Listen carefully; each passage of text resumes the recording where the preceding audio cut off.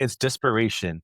It's literally survival. And Yeah. like I said, if you are a hitch to that survival, even in your small micro interactions with their users, they will punish you for it.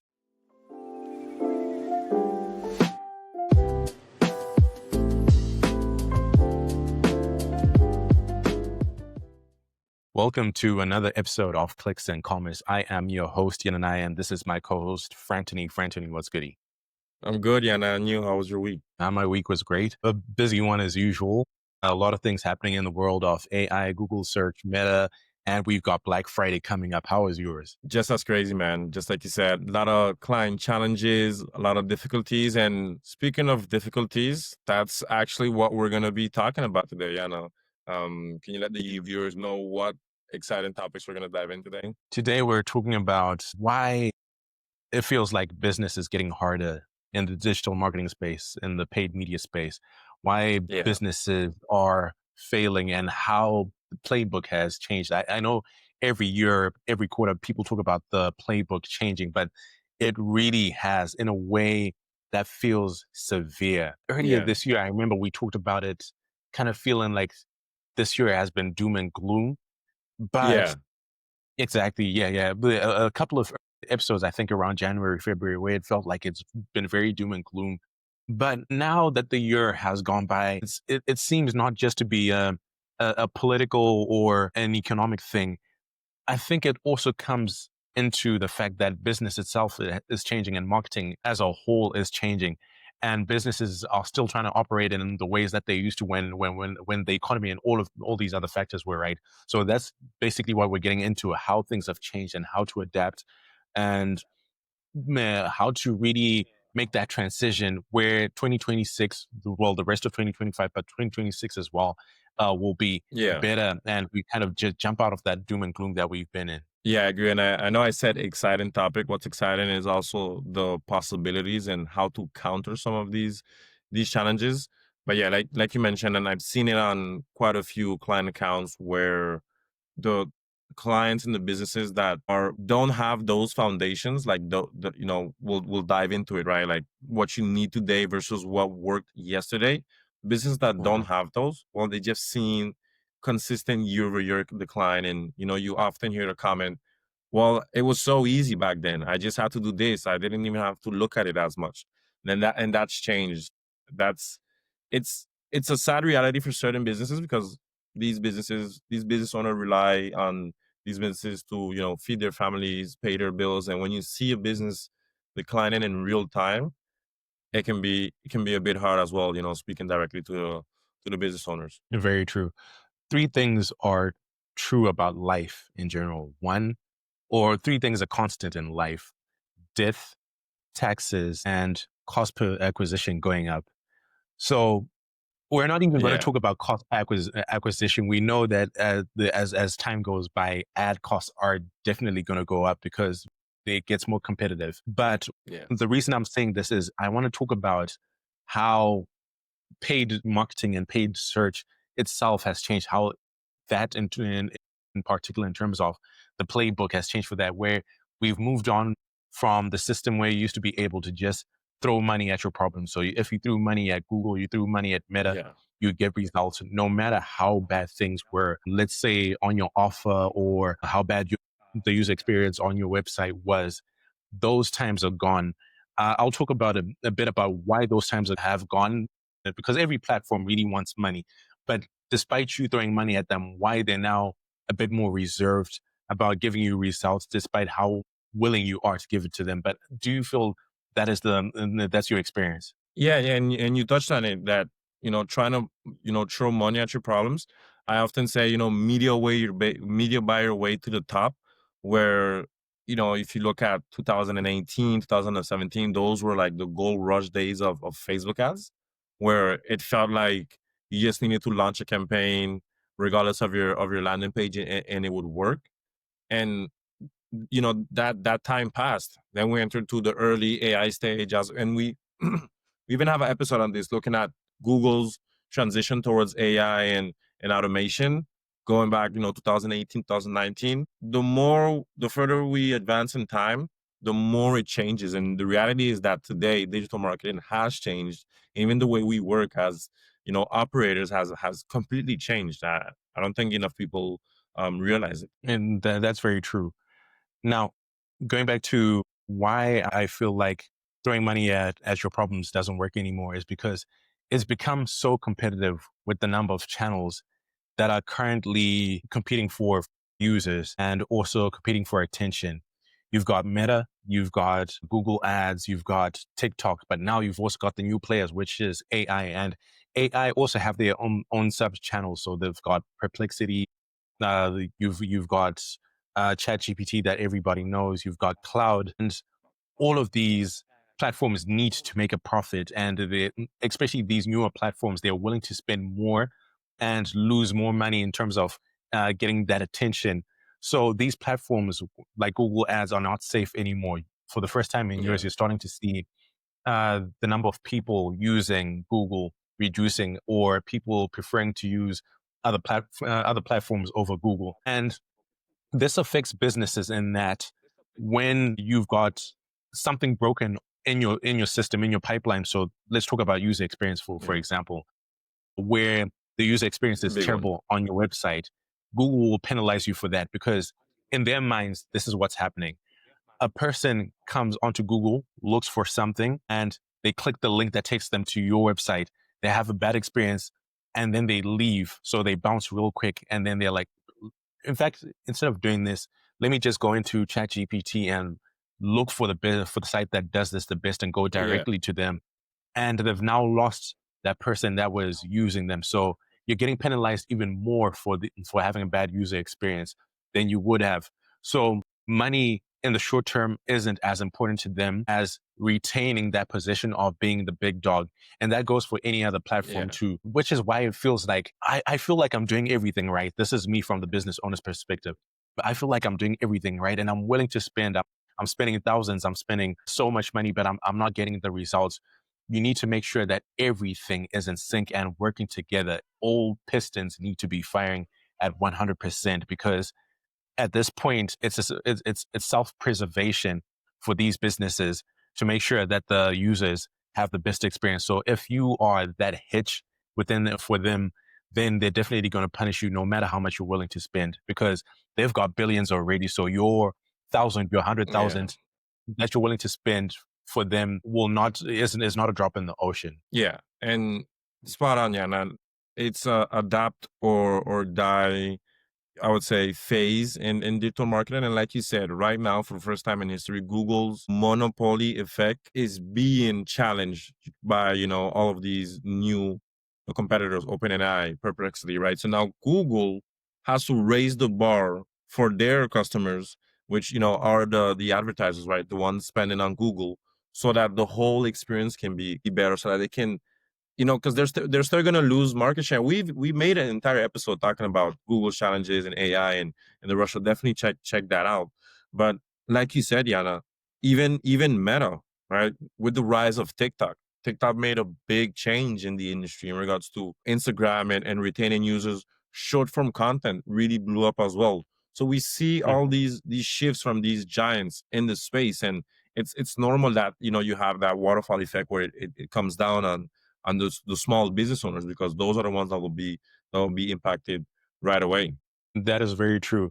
The only difference I would add from that period where TikTok and all of these other channels came through is that right now it feels like this new environment that we're getting into where we've now got essentially a new organic platform because they're not really charging for results yet, so they're not really showing as that AI search is that it Yeah, feels like it's cheaper, and also people are tired of these other older platforms.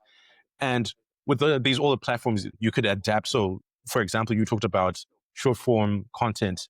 Meta could adapt in that it could yeah, easily introduce short form content. But with AI search, it's a data game. You need machine learning. You need billions, trillions of data points that these companies have been building for years. And all of these other guys, maybe not Google, because Google kind of started the whole AI thing because they actually invented the llama model. Yeah. They're the ones that created the llama model that all of the, even ChatGPT is built on. So maybe not Google, but all of these meta guys, they are actually playing catch up. And it's not easy for them to just introduce new features and be perfect in a way where it would have been able to just be like, these guys have carousels. So let us also introduce carousels. And you can even see it with the way even Mark Zuckerberg is investing in getting talent for building AI, where Oh yeah.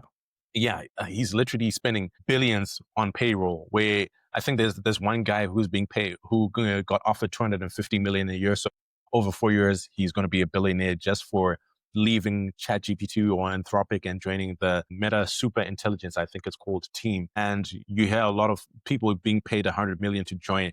So it's not just a thing where you can just tell a programmer that, hey, I need this feature. You need people that have PhDs, and that's also translating to your business as well, like your day to day performance, where if you're seeing these platforms making such big moves, it's desperation.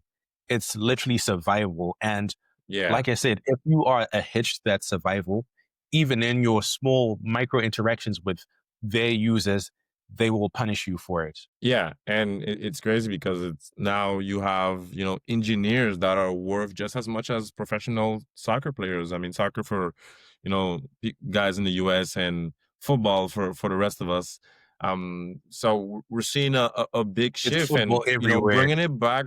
I'll fight. I'll fight It, for that. It's football everywhere.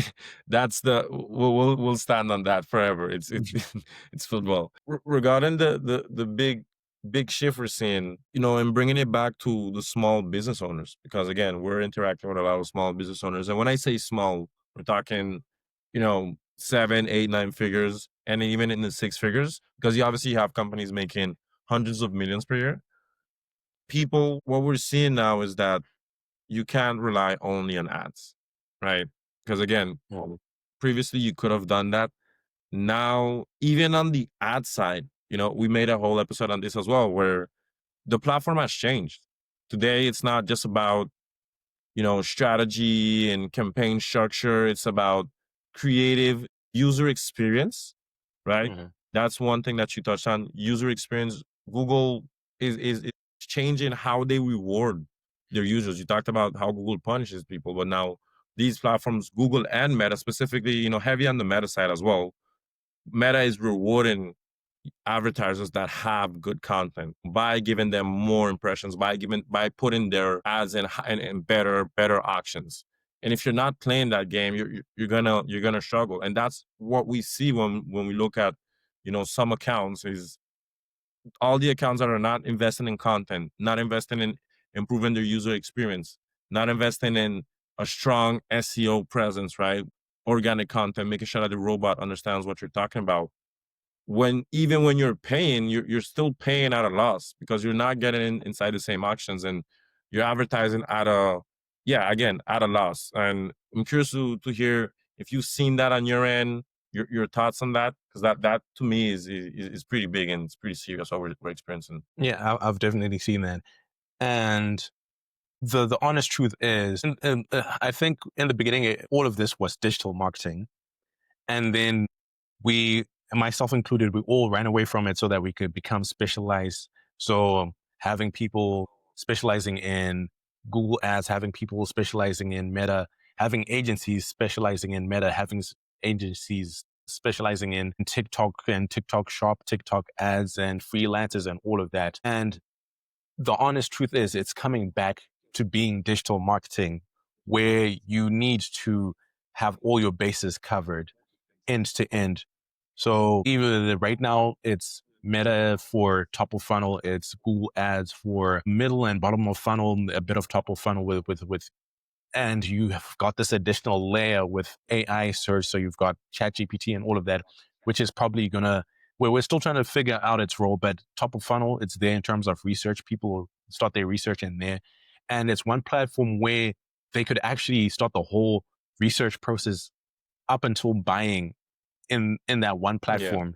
But the way it's still operating now is people are still willing to use it in addition to the existing channels.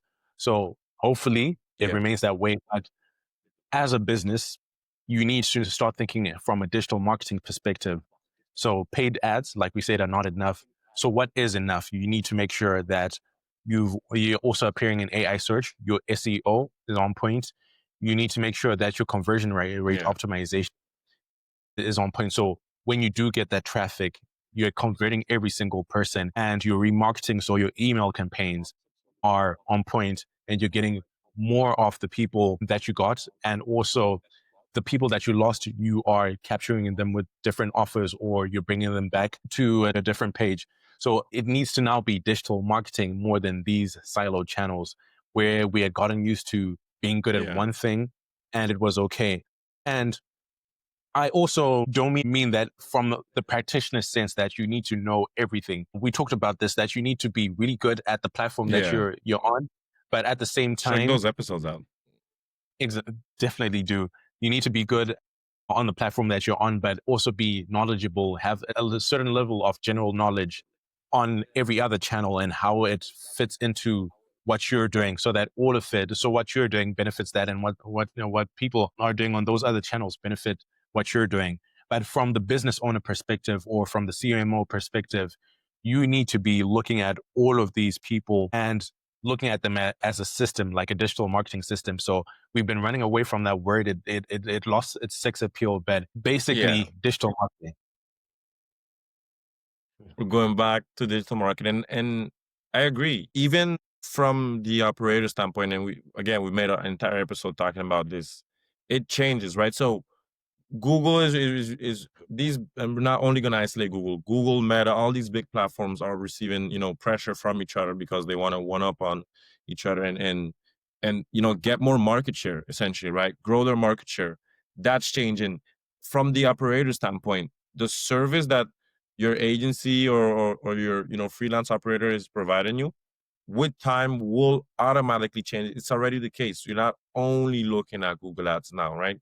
And even from the brand's perspective, you also have to be taking into account every single, channel. And what we've noticed as well is you have a lot of specialized agency who ultimately with time became a, full service agency, right? So we're also seeing kind of the rise of full service agencies again in regards to responding to the market's demand, because now a brand does not only need Google, Meta, or a brand needs, growth marketing, being a growth partner, right? So making decisions like, hey, Google is struggling, but we also have a meta operator in house that can help you. So even the talent you recruit is very different as well. I don't know if on the agency side, Yana, you've seen the same things or noticed those patterns in the industry. Yeah, definitely. I've also had to make the transition.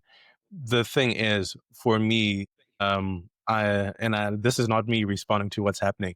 I always wanted to be full service, but Google Ads is what I knew and what I was good at. So you start with what you know, and then you expand from there. You don't start with everything all at once. And I think even the natural response of the market right now for somebody starting from zero, obviously I would still advise starting with one channel that you're good at, build your case studies, and then from there Yeah, expand. But for the existing companies that are there, there's some that are going to stick to being specialized. They're going to really push it until you can't squeeze any juice from that. It's only natural. If you're known for Google Ads and you're the best in the world, then don't break the formula until you have to. But also you yeah, need to be having that at the back of your mind, so adapting. But even the ones that are pure Google Ads and still positioning themselves as pure Google Ads, I do see the marketing messaging now being like Google Ads, but we'll do your landing pages as well. Google Ads, but we also set up your email campaigns. So it's Google Ads or it's Meta Ads, and they don't yeah, want to change. They don't want to remove themselves from their niche. But when you look at what they're doing on a day to day, they do realize the changes that are happening, and they're making those adjustments. So it's just a matter of semantics or messaging. But the really smart ones, or the ones that are really high performance and still delivering results, it's that platform yeah. and something else, so that they do help their customers. Yeah, because from a business owner point of view, you can't let your clients struggle, right? Like you said it, if Mhm. you're only doing Google Ads and you see your client struggling on Meta, then it's in everyone's interest for you to try and help them out, right? And that's where the service changes, and that's where you provide even more value. And again, bringing it back to the business owners and the CMOs, it's important to understand what you need. Sometimes you come in looking for, you know, Google ads, but you actually really need a website revamp, right? And then that's where it's on the operator side to consult you. So going back to how has it changed? Now you have to be a T-shaped marketer to be able to spot those patterns. Maybe you're not the one that's going to execute it, right? Maybe you're not the one that's going to redesign the landing page, but if you can be the one to let that person know, or that business know, hey, this is what's limiting you right now, because that those are the answers that the clients want now in today's age. Those are the questions that we're hearing. Okay, how can I grow in this, you know, new AI role, right? We're seeing a lot of shift towards AI, a lot of challenges, and your service has to include AI as well. I feel like that's a, if you're not using AI to speed up your process or improve it, then you're left behind. And that is very true. AI right now is a multiplier, so it's not a replacement yet. It is a force multiplier. So if you are doing good and your systems are good, then it multiplies that. If you're doing terrible or your systems are terrible, then it multiplies that. But yes, essentially, we do need to use it as a tool and as a force multiplier. Going back to what you were talking about in terms of your responsibility to your client. So as a practitioner, Yeah. and talking as a growth partner, and I love that you use that word growth partner to your client, you have to have those honest conversations and be like, all right, this is what we prescribed, and it happens with doctors as well. This is what we prescribed, this is what we thought was going to work, but it, after investigation and after our interactions and after actually looking at the data, that is not your problem. That's a symptom, but it's a shared symptom of something else. And the root cause after all of this is, like you said, it might be the landing page, or it might be the offer, it might be Yeah. the product, it might be the creative, or it might be the platform. It's your role now as the person that is servicing this client as their growth partner to then be like, okay, this might not be the best for you, but let's try and push Meta for some time and increase your top of funnel. Let's increase that traffic and bring more eyes to your business instead of just trying to convert, but there's no demand. So it's trying to look at the root causes that are causing that bottleneck in the business. And yeah, that is our responsibility as growth partners. But it all goes back to ecosystem thinking that we've been talking about, where everything now matters in different capacities and in different scenarios. Of course, there's different weights to it, but everything now matters. And you don't need to be everywhere, but you need to know everywhere that you need to be on. I'll repeat that because it might be a bit confusing. You don't need to be everywhere, but you need to know everywhere that you need to be on. So if it's a combination of Meta, Google, TikTok, AI search, SEO, CRO, do that. Or if it's just Meta and Yeah. AI search, conversion rate, you'll always need conversion rate optimization, or you always need to make sure that your landing pages and your PDPs, your forms, your checkout, all of that is speaking in the language that your customer understands. So that's unavoidable, but platform is interchangeable, but you need to know that as well. So you need to understand your business and you need to understand your customers in a way where you're able to now make those decisions and choose the correct platforms, or at least if you see something not working, be able to pivot really fast and Yeah. try something else. And yeah, I think that is the best methodology that's working right now. And this is where I said, guys, it's gonna get exciting, because we talked about the why, to why, you know, some businesses are struggling. And if you're a business owner listening to this and you're facing some challenges, like Yana said, we also want to talk about the actionable steps, right? So you need to first do an audit of what's currently working, because like Yana said, you need to know where you need to be. So if right now you're mainly generating revenue through Meta, we're not saying, hey, shift your budget and go on Snapchat. No. Understand that to grow and survive in this age, you need to supplement and have complements to what your main platform is, whether that be Meta, whether that be Google. So for some, it's SEO only, right? So hey, why not add some ads there? So identify where you're strong, and also identify where you're lacking, you know, where your weaknesses are. And for a lot of brands, the weakness is usually on the organic side. And yeah, and I want you to let me know if you agree with that. I believe that today a lot of brands are really good on the paid ad side, but struggle on the organic side. And in organic, I say I put SEO and then I also add organic content, on Instagram, TikTok, Pinterest. And would love to know what you think about that. All right. I agree to a certain extent, not 100%, but I do agree to a certain extent because you can have a business that is mostly paid as long as your landing page is good. So, Yeah, um, yeah. You can have that, but it really helps it be that much better when your SEO and your organic is 100%. So you can have a business as long as all of these parts. So the paid is working like really good. Your offer is really good, and your landing page and the experience is really good. SEO is that multiplier, or rather, no, not multiplier. SEO is that boost. Like it makes it easier to have people that already wanted to come to you yeah, before you had to pay for them.